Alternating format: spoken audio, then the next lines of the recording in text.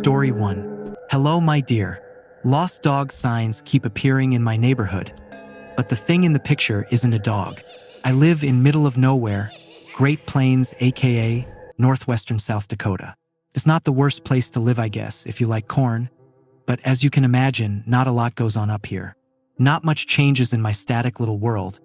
But when something new emerges from the monotony, I take notice, as in the case of the sign I saw about 3 years ago. It was a Friday night in late October, and I was driving home from a party at around 10 p.m. I had just reached the most isolated portion of my drive, a winding forest road that has more deer than cars using it on any given day, when my headlights illuminated a flyer posted to the trunk of an elm tree.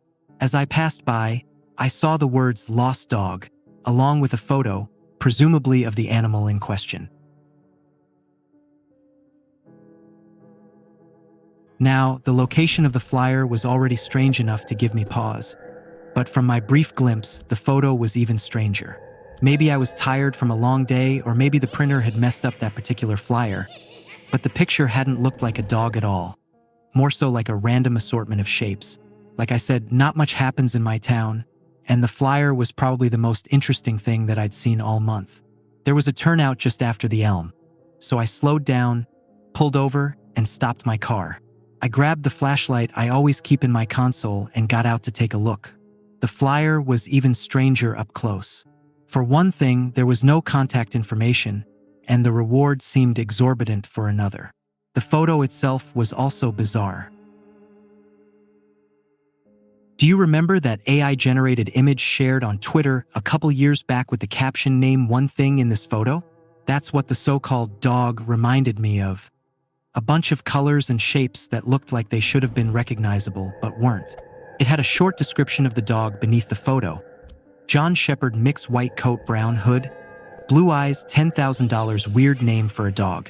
I chalked it up to an art piece, which helped dispel some of the unease that had begun to build in me upon staring at the photo. A part of me wanted to take the flyer, but I didn't want to be selfish with the artist's work, so I contented myself with a photo. Just as I slipped my phone back into my pocket, the sound of snapping twigs made me start. Maybe the deer want to look at the art too, I thought, shining my flashlight into the trees. I waited for a moment, scanning the forest with bated breath, but even though it had sounded like there was an animal right behind me, I saw nothing. I returned to my car after that and continued home. The next day, I gave my buddy Eric a call, hoping to catch him for drinks at our favorite brewery. Halfway through the call, I remembered the photo I'd taken of the lost dog flyer and opened my photo gallery so I could send it to him. To my disappointment, the photograph I'd taken was completely black. Either I'd had my thumb over the lens or the photo had somehow gotten corrupted. It was a little strange, but I've never been very tech-savvy, so I dismissed it as a glitch and told Eric where to look if he was ever returning to town from that direction. As it turned out, I didn't have to wait until my next out-of-town drive to see the flyer again. The following evening, Eric and I were walking back to our cars from the brewery. Across the street, stapled to a telephone pole, I noticed a familiar flyer and quickly pulled him over to point out the artwork. I was all smiles as I showed him, excited that someone was using our town as a canvas for their project, and even more excited that I'd been one of the first to notice it. This flyer was just as devoid of information as the first and featured the same abstract mess of shapes for its dog. Eric's always been more cultured than myself, more inclined to be interested in art history and that sort of thing, so I was interested to hear his take on the piece. When I turned to get his reaction, though, he looked more unsettled than amused. "What up?" I asked him. Instead of answering, he just shook his head. "Nah, man, you'll think I'm crazy." I tried pressing him a bit more, but when it became clear that he wasn't going to divulge the source of his apprehension, I let it go. Before I continued towards my car, I pulled out my phone and snapped a photo of my shoes, which showed up in my photo gallery without issue. Then, I pointed my phone at the flyer, aimed, pressed the capture button, and nothing. Again, the photograph was completely black. When I got home that night, I went down a rabbit hole of anti-surveillance patterns, aka designs created for the express purpose of confusing cameras and facial recognition technology. Apparently, Anti-surveillance fashion is already a big thing in some parts of the world, so it's likely that the Lost Dog artist used one of those patterns in their piece, explaining why I can't get a good photo of the flyer. It didn't explain Eric's reaction, though. I fell asleep wondering if my friend was seeing something that I wasn't. For the next few days, more Lost Dog signs continued to appear around town, never in high-traffic areas or obvious places. I found one behind the bleachers at the community soccer field and another tucked behind a different flyer on a public bulletin board. Whoever this artist was, they were no Banksy. They seemed more keen to set up an Easter egg hunt than to make a bold public statement. On the following Saturday, while on a hike, I was surprised to find a found dog sign taped to a picnic table in a quiet clearing off of the main path. I was pleased at the sight.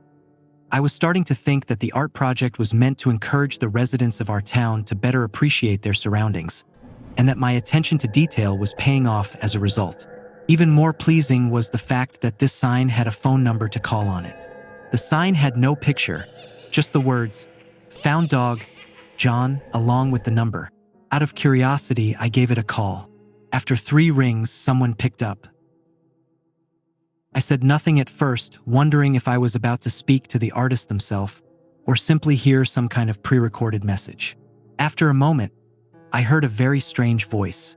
"Looking for a dog?" it said. There was some kind of heavy filter on the voice. It was staticky and guttural and seemed like it had been pitched down considerably.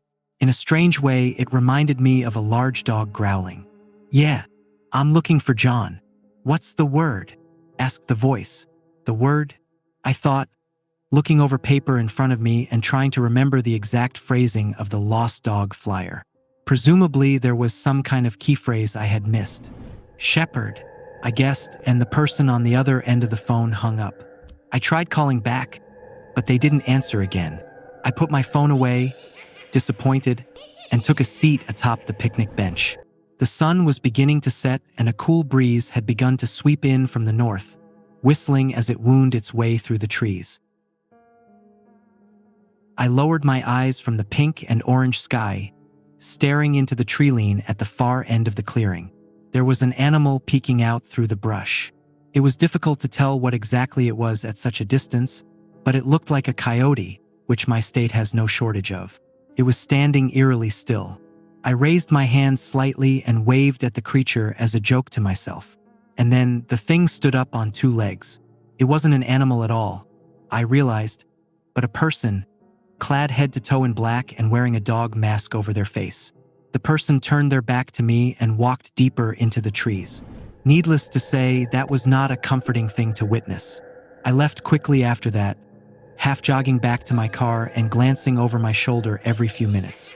If I'd seen a person in a dog mask traipsing through the forest a week ago, I would have laughed. I would have assumed they were some kind of LARPer, rare as those might be in rural South Dakota. After my strange phone call, though, the sighting felt more sinister than funny. Was that the person I'd just been on call with? If so, had they seriously just been standing there waiting for someone to see their found dog flyer? The next day, as I visited my usual weekend haunts, I realized that the Lost Dog signs had been torn down. I guessed that the art project had reached its end, even though it seemed like a remarkably short run. I was disappointed that nothing more had come of it, and that I would never get answers regarding who was behind the flyers, but I probably would have moved on with my life and forgotten all about it if it weren't for the visitor I received that night. It was around midnight. I was at my computer, playing video games and trying not to think about work in the morning when I got a text from Eric. Oddly enough, he asked if he could come over, and it was such an uncharacteristic request that I figured there was something wrong. I said yes, and he showed up at my door 20 minutes later. He looked a wreck. His hair was disheveled, his eyes were red, and his whole demeanor was nervous and fidgety. When he walked into my house, he held his phone in one hand and a rolled-up piece of paper in the other. "You're not gonna believe me, man. You're gonna think I'm going crazy," he said after declining both my offers for a glass of water and for a seat on my couch. I assured him that he could trust me, that I would take his words seriously. After a moment, he unrolled the piece of paper in his hand to reveal one of the Lost Dog flyers. "This is me," he said. I was taken aback. What? You made the signs? No. He tapped on the picture in the center of the flyer. This is a photo of me. I looked back and forth between his face and the flyer. I squinted. I unfocused my eyes. I looked at the photo from different angles. No matter what I did, the dog in question didn't resemble a human being in the slightest, much less the familiar face of my friend. I gave what was probably a very awkward laugh. Okay, man, you got me very funny. Instead of breaking character and laughing along with me, Eric unlocked his phone and opened Instagram. Once in the app, he navigated to his profile and clicked on his most recent post, which was a selfie from last year. He held up his phone next to the flyer. It's hard to tell, but I swear to God this is me. It's my last photo with a filter on it to break it down into shapes. You see this white part, the circle and the rectangle under it? That's my face and neck. And these dots, the little blue ones here and here, those are eyes. And the brown part up here is hair. I swear, I thought I was losing it, but everything lines up. I took the flyer and phone from his hands and tried to line up the shapes. It might have been the power of suggestion, but the more I looked between them, the more I started to see a match. Also, he continued, since you showed me this flyer, I've been hearing all sorts of weird shit.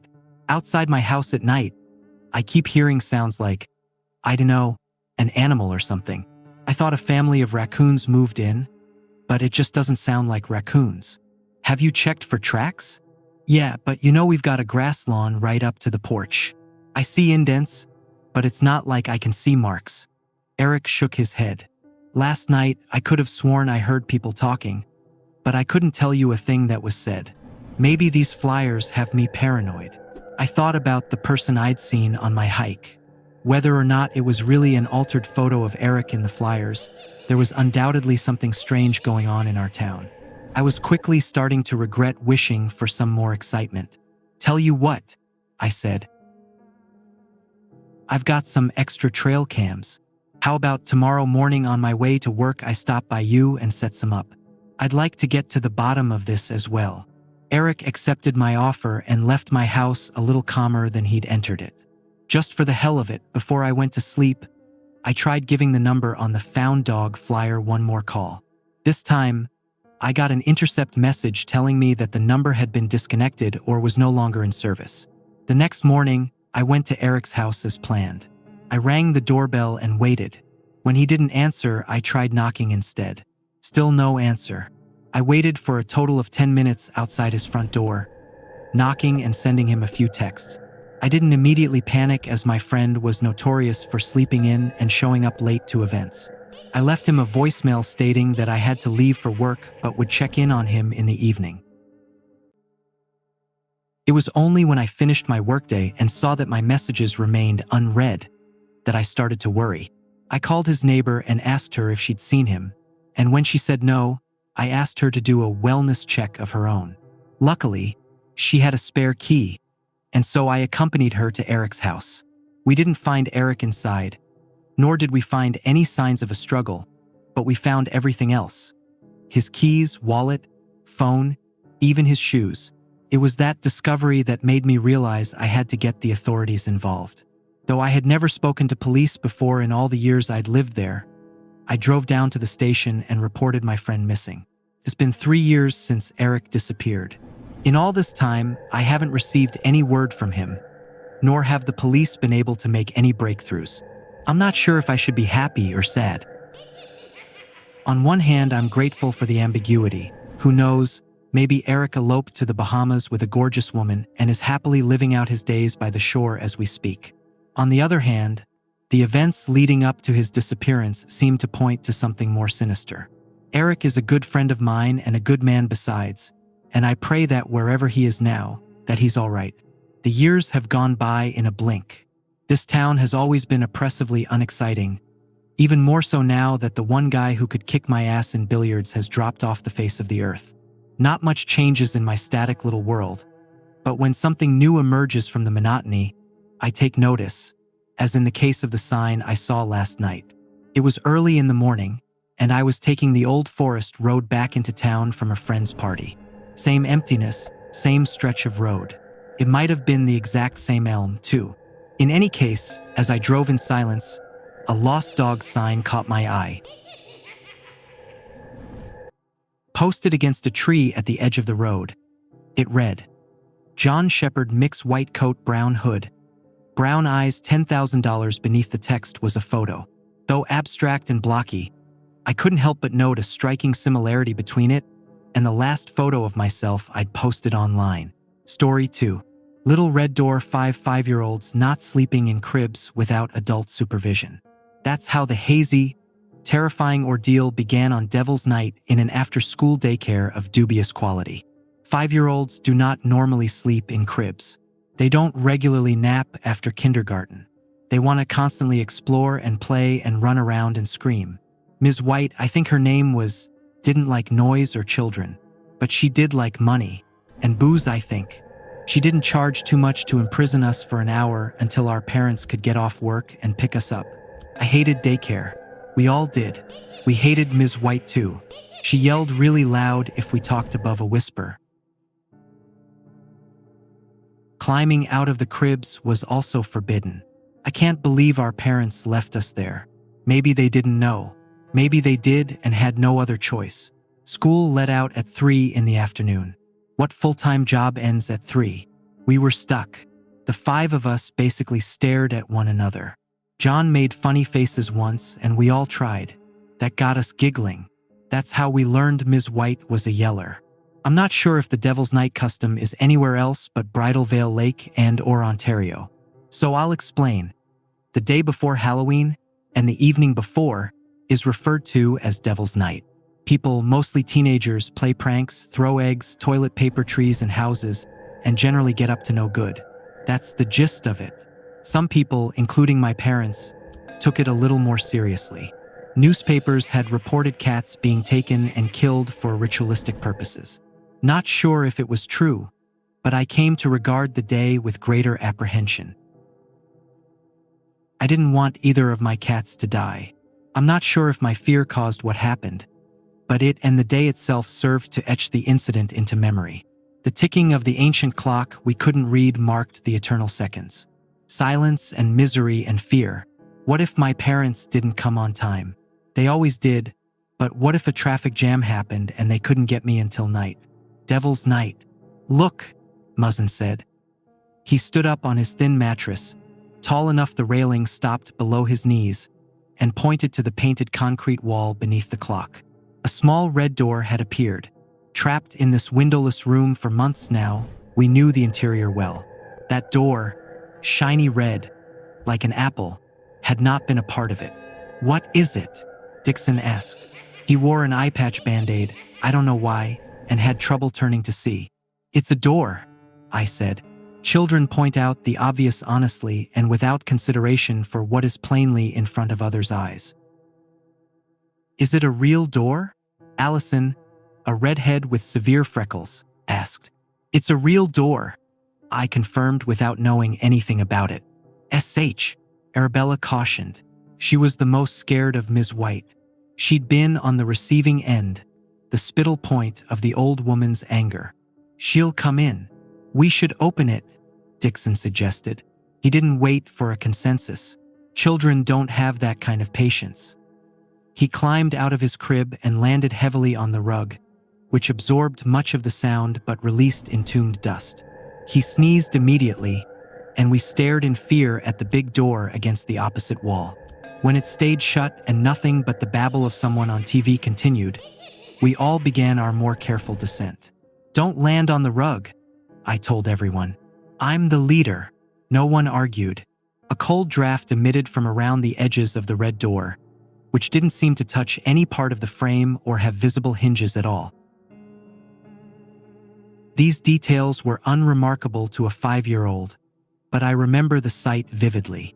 Listen, I said to the others. There's music. It was hard to hear but true. It sounded like the electronic trill of a modern ice cream truck. We all knew that sound and began to get excited. I opened the little red door to another world. A dimly lit earthen floor and the cloying odors of ash and something foul we did not yet comprehend. The music continued. Despite the absence of any truck, we were sure it'd be ahead. "I don't think we should go," Arabella said. With ice cream on the line, none of us listened. She followed at the back and fanned out onto a carpet of dead grass. "It's gone," Arabella shrieked immediately. "Look, look!" We did, and didn't understand what she meant. Object permanence became part of our cognitive toolset before age 1. The belief in magic, however, would likely be around for at least another year. "It's okay," I said. "I'm the leader and I say the door is gone. But it will come back when my parents come to get me." I did not know this as fact but had experienced countless nonsensical explanations from adults. The point of the words wasn't to make sense but to simply say a lot until everyone felt better or the relevant issue had been forgotten. No one appeared to feel better in the midst of so many shadows. They moved like waves against aquarium glass, oily darkness pushing against the minuscule island, invisible against a starless sky. The ice cream music stopped. We sensed the ruse. It showed in our glum expressions. "Be not afraid," a voice like vibrating static said from above and nowhere. It was not pleasant, and we cowered in a hugging pile in the grass. "Who's there?" I asked. Seconds of dreadful silence elapsed before an answer from that horrible voice. "I am that I am, the counterpart to Mercy, the one who knows the value of humans." This band of 5-year-olds shared worried and befuddled expressions. "Oh," I said. "Where's the ice cream?" Dixon patted my shoulder and nodded. He approved of the question. I felt validated in nominating myself to lead. And then he dropped. Dead. Instantly dead. His visible I saw nothing. He had no apparent cause of death.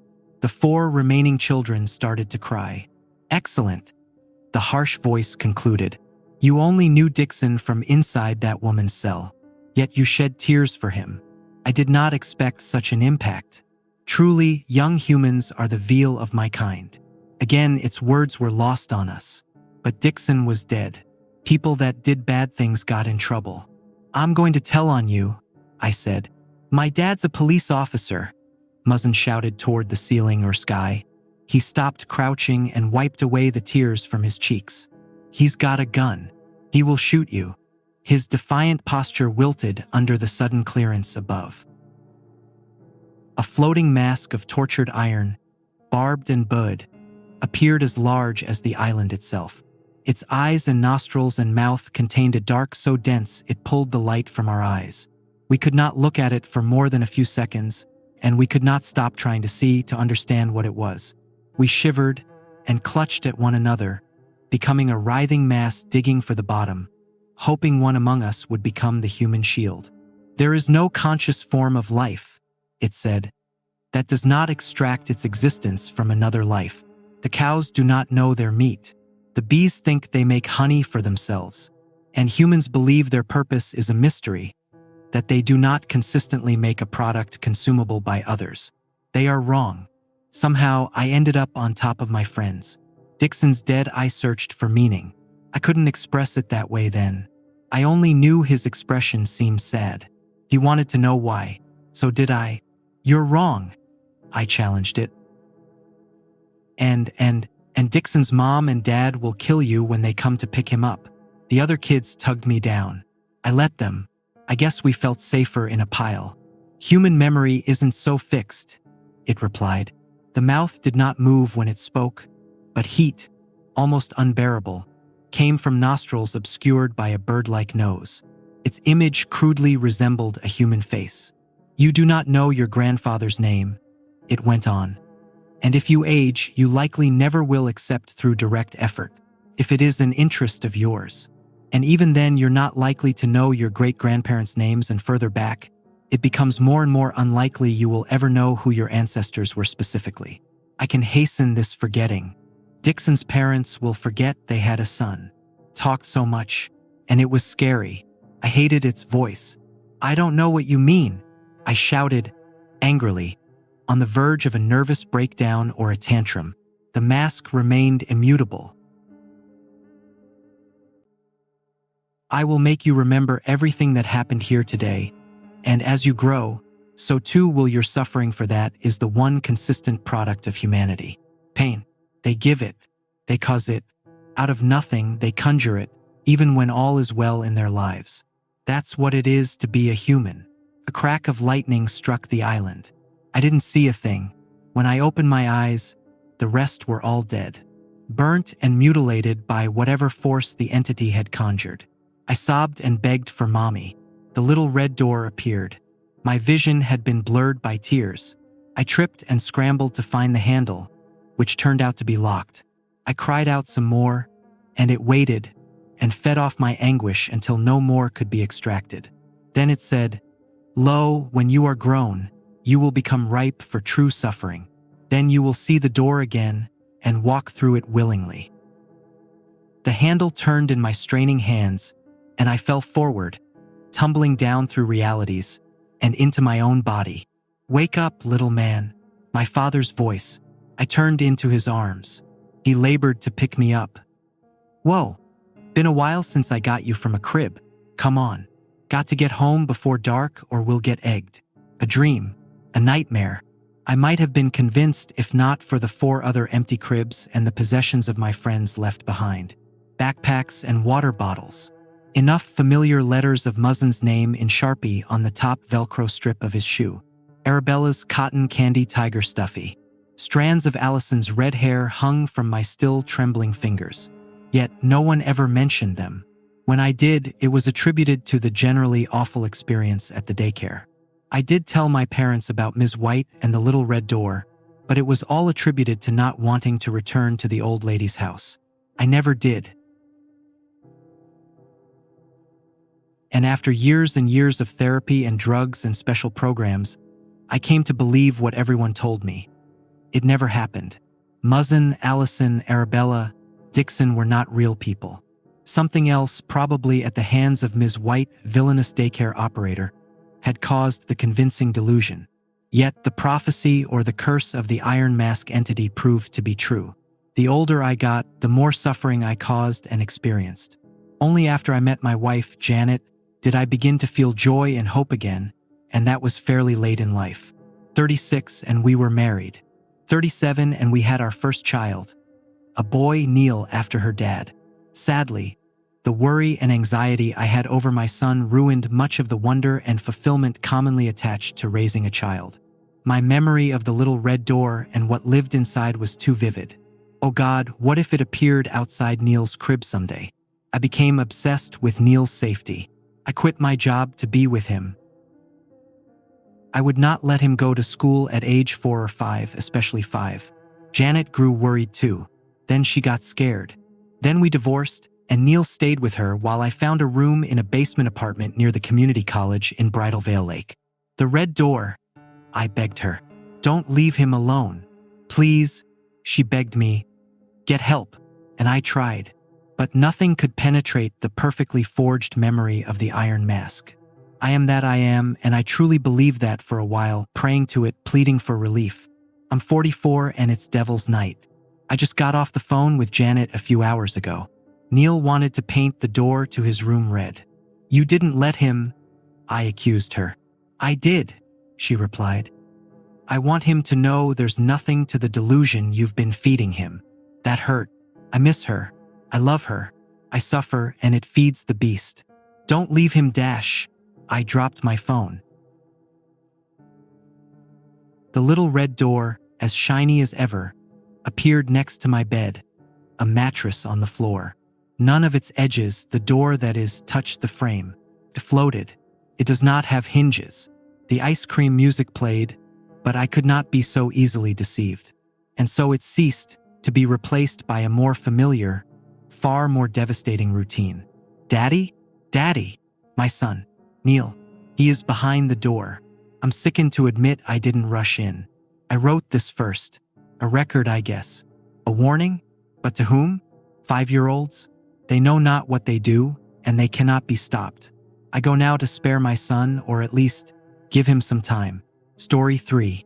Something is wrong with my baby. I'm not sure if I remember bringing Lily home anymore. That first day was like a dream. A beautiful, blurry haze of exhaustion and love. I cradled her in my arms as Ben opened the front door, and we stepped into a life we had only imagined for so long. The house, which had always seemed a little too big, felt perfect now, like every corner had been waiting for her. We placed her in the crib we'd painted together, pale blue with little white clouds floating across the walls, and just stared. Our daughter, our family, but something wasn't right even then. I didn't notice it at first, too lost in the chaos of diapers and sleepless nights, but looking back, the signs were there, subtle, creeping in like shadows you don't see until they're right next to you. Sometimes the nursery felt off. The crib wouldn't be quite where I left it. The rocking chair would seem to have shifted a few inches from where it was the night before. I blamed it on exhaustion, on the constant fog of new parenthood. Then Ben gets the call. It's late afternoon, the sky outside a soft gray, and Lily is asleep in my arms. Ben's in the kitchen, talking to the hospital, his voice casual at first. Then it changes, lowers. I hear him say, "That can't be right." My heart stutters, and I hold Lily closer, her little body warm and solid against me. When he walks into the living room, he looks like he's seen a ghost. "They're saying there's no record of Lily's birth," he says, his voice shaky. "No birth certificate, no medical files. Nothing." I stare at him, waiting for him to laugh, to tell me it's a joke. But he doesn't. The room feels colder, smaller, like the walls are closing in. I can still feel the pain of labor, still remember the bright lights of the hospital room, the nurses' faces, the moment I first heard Lily's cry. She's here, isn't she? I can feel her breathing against my chest, her tiny fist curled around the fabric of my shirt. But there's no record, no proof she was ever born. We spend the next few days trying to make sense of it. I call the hospital again and again, but the answer is always the same. There's no file for Emily Carter, no record of a birth. "Are you sure you were at our facility?" they ask, as if it's a mistake I'm making, as if I could forget giving birth. And then the paperwork disappears. The discharge forms, the birth certificate application we had on the kitchen counter, all gone. Ben and I tear through the house, searching every drawer, every folder, but it's like they were never there. The pieces of our reality, our life with Lily, are slipping away. The nights are the worst. That's when the whispers start. Soft at first, like a breeze rustling through the walls, but then louder, more insistent. I think I hear voices coming from the baby monitor, but when I check, there's only static. Lily cries out in the middle of the night, but when I rush to her crib, she's silent, her big eyes staring up at me as if I woke her instead of the other way around. And then there are the strangers. The first one appears at the edge of our driveway one morning, a tall man in a black coat, just standing there, staring. I watch him from the window, my heart pounding, but he doesn't move, doesn't approach, just stands there watching our house. I try to tell myself it's nothing, just a passerby. But then, the next day, there's another. This time, a woman. Same place, same vacant stare. It doesn't stop. Every day, a new face at the edge of our property, watching, waiting. And then one of them knocks. It's a man this time, tall and thin, his skin almost gray in the early morning light. I open the door, my pulse racing. He doesn't smile, doesn't introduce himself, and his voice is low, mechanical. "Where is the child?" he asks. I blink, tightening my hold on the door handle. "Excuse me, the child," he repeats, his voice cold. "She doesn't belong to you." I slam the door, heart pounding, locking every deadbolt as if that will keep him out. But he's not the last. More come, each one stranger than the last, their words more cryptic, their eyes more hollow. They all ask the same thing: "Where is the child?" Ben wants to call the police, but what could we possibly tell them?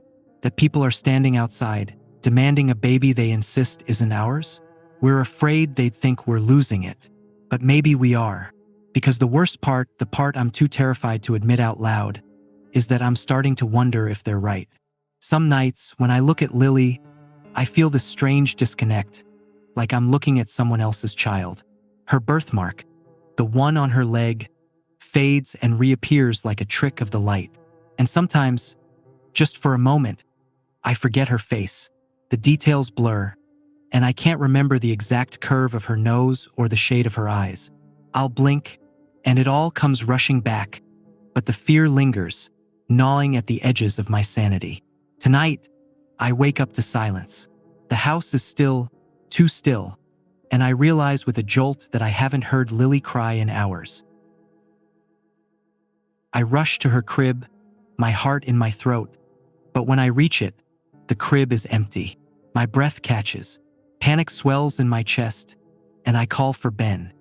He's already up, searching the house, but there's no sign of her. She's gone.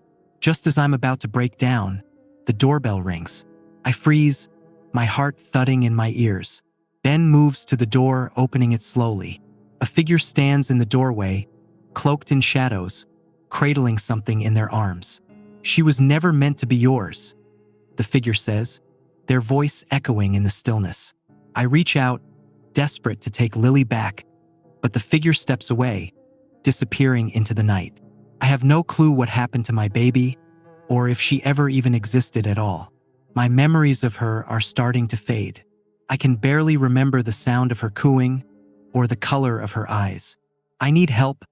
I need someone to help me figure out what's going on. Story 4. I'm a night watchman on the Golden Gate Bridge. Last night, I saw something that wasn't human. Working night shifts on the Golden Gate Bridge isn't a glamorous job. Most of the time, it's just endless stretches of quiet with the occasional sound of cars whooshing by. From my small station on the bridge, the world felt hollowed out, like it had closed in around the faint hum of machinery, the gentle rock of the bay far below, and the endless coils of fog that wrapped themselves around the bridge. I took the position mainly for the solitude. I liked the quiet hours, the chance to breathe and think without interruption. But there was something else that tugged me here. A draw that I couldn't quite name, something about the span of this bridge with its looming towers and swaying cables, the way it seemed to slice the sky in two. There's a mythic quality to the place, a silent authority that makes you feel small and out of time, especially when it's just you and the water below. On foggy nights, the bridge transformed. Thick banks of mist rolled in from the Pacific, cloaking the bridge in swathes of gray so dense that even the red towers blurred into ghostly shapes. Tonight was one of those nights. The mist hugged everything tight, muffling sound and swallowing the glow of streetlights until the bridge was little more than a collection of dim orange halos floating in the haze. It was a quiet that invited memories, and though I usually enjoyed it, tonight it felt off, somehow. I walked along my usual route, scanning for anything unusual, any sign of people or potential danger. But tonight felt different, as if the fog held secrets of its own, and I was an intruder. Halfway through my shift, while pacing along the northern side, I saw a figure near one of the support beams. It's not unusual for people to find their way here, either tourists who've stayed too late or folks just seeking solitude of their own. But this figure seemed strange, unmoving. Their back was to me, and they were staring over the rail, body leaning ever so slightly forward. I called out, raising my voice to cut through the mist. "Hey, it's not safe to be that close to the edge." My words floated out, hollow and faded by the fog. No response. They didn't even shift, just stayed there, transfixed by something beyond the rail. I walked closer, my footsteps absorbed by the thick air, and a sense of something almost ancient wrapped around me, like I'd stepped into someone else's memory. Finally, I was close enough to make out more of the figure, and a jolt of unease swept over me.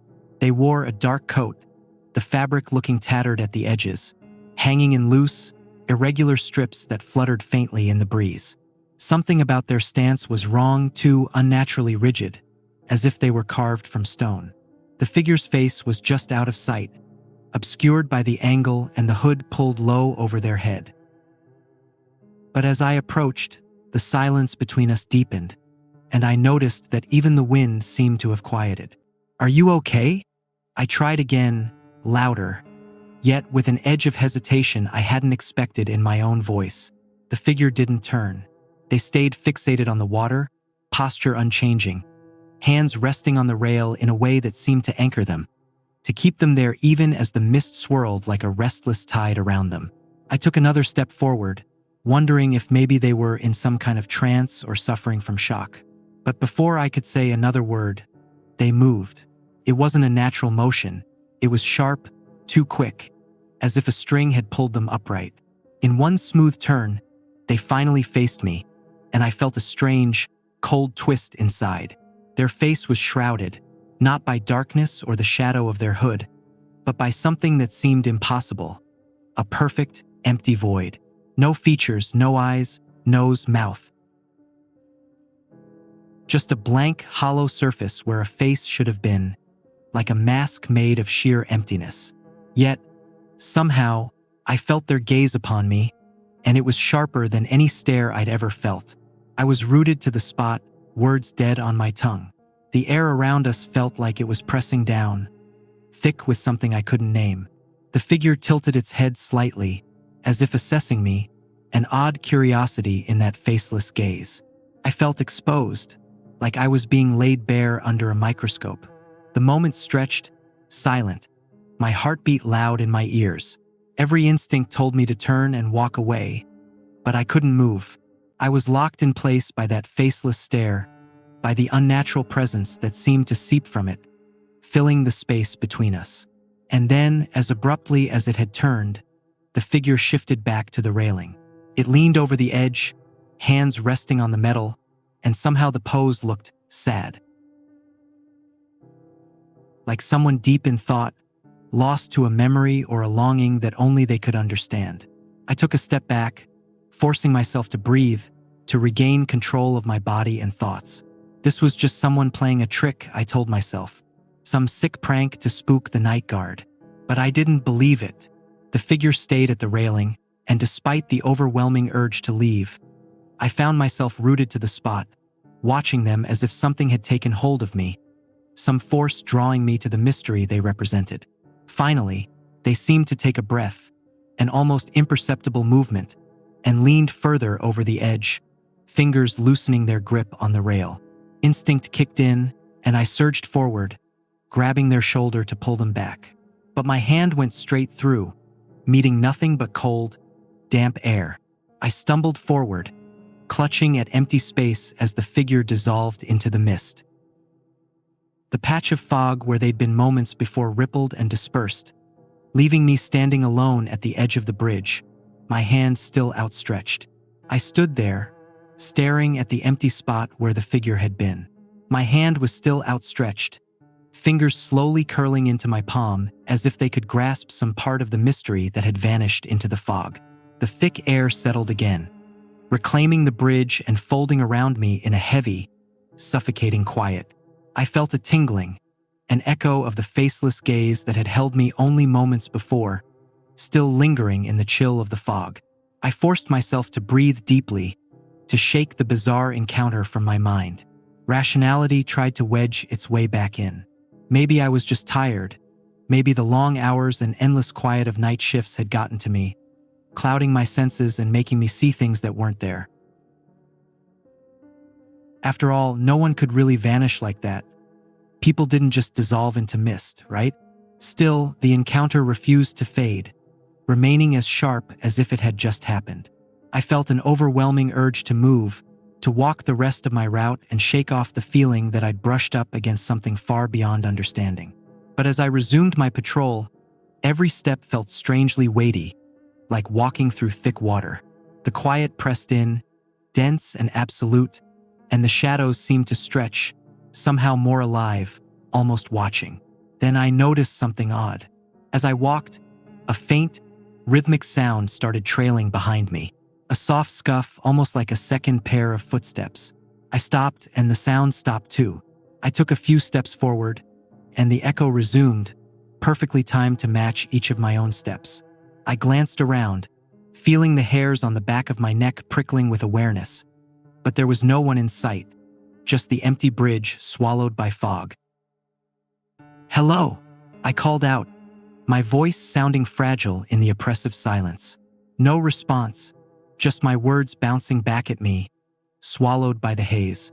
I quickened my pace, the faint echo keeping in perfect step with me, as if whatever was making the sound was only a breath away, always there but just out of sight. Ahead, the faint outline of the bridge's support tower loomed into view, and I found myself instinctively heading towards it, drawn to the solidity, the sense of structure it offered amidst the formless mist. The closer I got, the stronger the pull, a magnetic tug that I couldn't resist. It was as if the bridge itself was guiding me, as though something within those metal beams held answers to what I'd just seen. Reaching the base of the tower, I stopped, leaning against the cold metal. The echoing footsteps fell silent, but the air around me felt thick, charged, buzzing with a strange tension. I was alone, or so I told myself, but it didn't feel that way.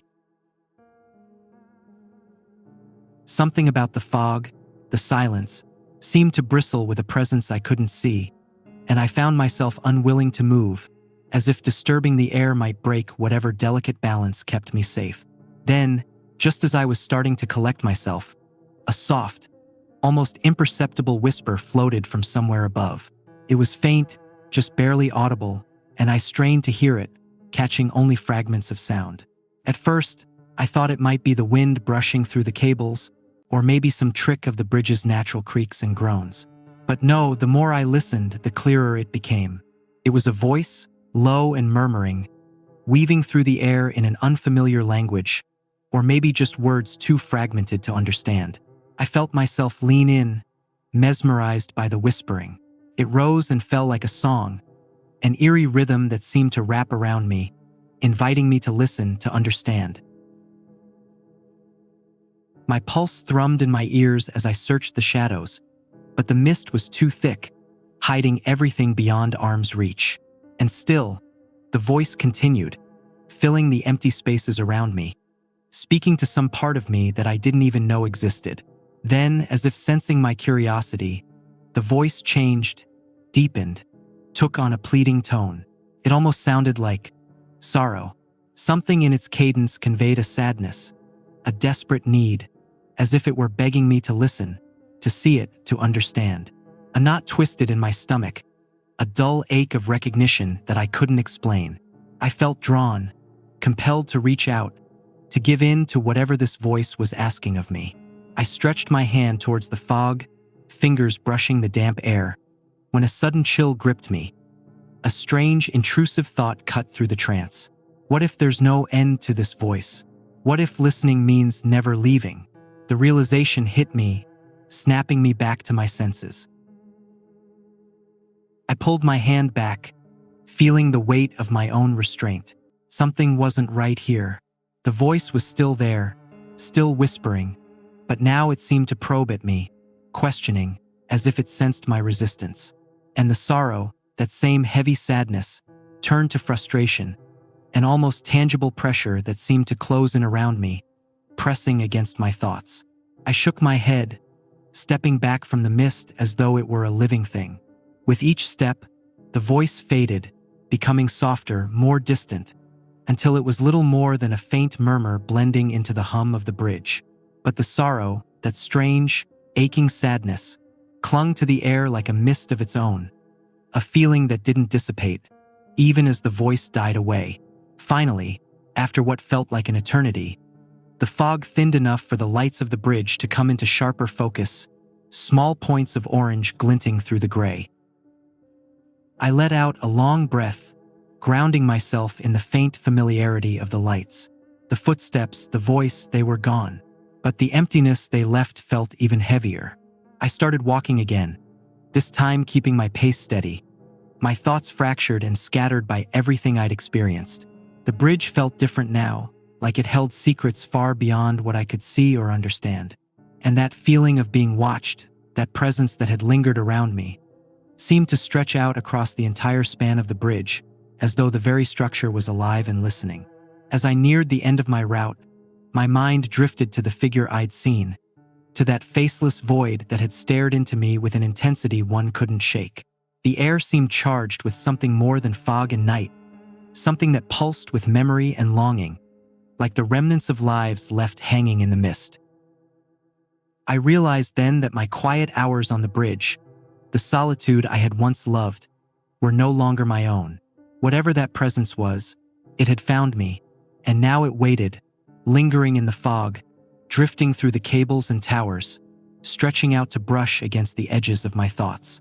I finished my route, steps slowing as I neared the far end of the bridge. The dim glow of the lights along the walkway, the deep hum of cables, even the soft splash of water below, they should have been familiar, grounding. But after that encounter, everything felt new, imbued with a depth I couldn't fully grasp. The fog that had once felt comforting, like a quiet buffer against the world, now seemed to hold things within it, old and restless things. It was as if the bridge itself had woken up, aware of my presence in a way it hadn't been before. By the time I got back to the guard station, the fog had cleared a little, lifting just enough for the faint outlines of the bay to reappear below. I flicked on the station's small lamp, its warm glow spilling over the empty desk and my few belongings. Sitting down, I tried to shake off the unease that clung to me, focusing on the familiar items around me. My thermos, a worn notebook, the dull flicker of the security monitors. But even these familiar objects felt strange under the weight of what I'd seen. I scanned through the security feeds, mostly out of habit, the small screens displaying various angles of the bridge. Each one showed a familiar scene, empty except for the occasional wisp of fog drifting through the edges. But then, something caught my eye, a flicker on one of the screens. I leaned in, squinting at the grainy black and white image. There, in the center of the screen, stood a figure indistinct but unmistakably human. It was positioned near one of the support towers, facing the water with that same unnaturally still posture. The figure's outline was blurred, as if the fog itself was somehow part of them, shifting and blending with their form. My pulse quickened as I realized it was in the exact spot where I'd seen the faceless figure earlier. I reached for the radio, fingers hovering as I debated calling it in. But what would I say? That I'd seen a figure made of fog? A faceless presence that appeared and disappeared at will? The words felt ridiculous even as I thought them. No one would believe it. They'd chalk it up to exhaustion, tell me to take a break, maybe even pull me from the night shift altogether. And yet, as I sat there, staring at the screen, I knew what I'd seen wasn't just a trick of the fog. Suddenly, the figure on the screen shifted, turning slightly, as if aware it was being watched. A chill settled over me, and I felt a strange pressure building in my chest, as though the air itself had thickened around me. For a long moment, the figure remained there, unmoving, before it slowly began to dissolve into the mist, its form dissipating until the screen showed only the empty bridge once more. I leaned back in my chair, trying to process what I'd just seen. Rationality warred with something deeper, something instinctive and unsettling. Part of me wanted to grab my things, leave, and not look back. But another part, the same part that had drawn me to this job, to these quiet, endless nights on the bridge, refused to turn away. The rest of the shift passed in a strange, tense silence. I stayed at the desk, watching the monitors as the fog drifted and shifted across the bridge, forming patterns that almost seemed deliberate. Shadows flickered at the edges of the screens, shapes that could have been people or could have been tricks of the light, too fleeting to capture, too intangible to name. When dawn finally broke, I felt an odd mixture of relief and unease. The pale morning light crept over the bridge, washing the fog in soft, silvery tones until it was little more than a whisper against the metal beams. The city began to wake up, the first few cars crossing the bridge, their headlights piercing the remnants of mist. I gathered my things, feeling a strange reluctance to leave, as though part of me was still tethered to that strange, faceless presence that had found me in the fog. I made my way off the bridge, casting a final glance back at the span of steel and cable stretching over the bay. In the daylight, it looked almost ordinary, stripped of the mystery and weight that had haunted it during the night. But I knew, as I looked out over the quiet, steady flow of traffic, that something had changed. Whatever had found me in the mist wasn't just a figment of my imagination, wasn't some fleeting hallucination brought on by exhaustion or isolation. It was real as the bridge itself. Over the following nights, I returned to my shifts with a mixture of anticipation and dread. I couldn't shake the feeling that the bridge was different now, that I was being watched, not just by the occasional lost tourist or wandering soul, but by something deeper, older, woven into the structure itself. Every sound seemed amplified, every shadow more substantial, as if the bridge was reaching out, drawing me further into its secrets. And then, a few nights later, it happened again. The fog had rolled in thick and heavy, so dense that it obscured everything beyond a few feet. I was making my usual rounds, the beam of my flashlight cutting through the mist in narrow, dim arcs. The bridge was quiet, save for the faint hum of distant traffic and the low, rhythmic groan of the cables swaying in the wind. I was nearing the same spot where I'd seen the figure when I felt it, that familiar, oppressive weight pressing down on me, filling the air with a presence that was both tangible and unseen. This time, I didn't call out. I didn't need to. I knew, in some unexplainable way, that whatever I was about to see would reveal itself on its own terms. I waited, letting the silence settle around me, feeling the weight of the fog pressing close. And then, out of the mist, it appeared. The figure stood just a few feet away, even closer than before. Its form was clearer now, though it still held that strange, shifting quality, as if it were part of the fog itself. I couldn't make out a face. There was only that same blank expanse, a void that seemed to pull everything in around it, bending the light, the air, even sound itself. I felt a strange, inexplicable urge to reach out, to touch the void, to understand it. But as I raised my hand, something changed. The figure seemed to react, shifting slightly, and I felt a surge of raw emotion flood the space between us. Anger, sorrow, desperation. It hit me like a wave, overwhelming in its intensity, filling my thoughts with memories that weren't mine, images of the bridge through decades, ghostly echoes of lives lost and lives forgotten. And then, just as suddenly as it had appeared, the figure was gone, dissolving back into the fog, leaving me alone once more on the empty, silent bridge. As dawn crept over the horizon, I couldn't shake the feeling that the night had changed something in me. That figure, whatever it was, I knew it wasn't just a trick of the fog or my tired eyes.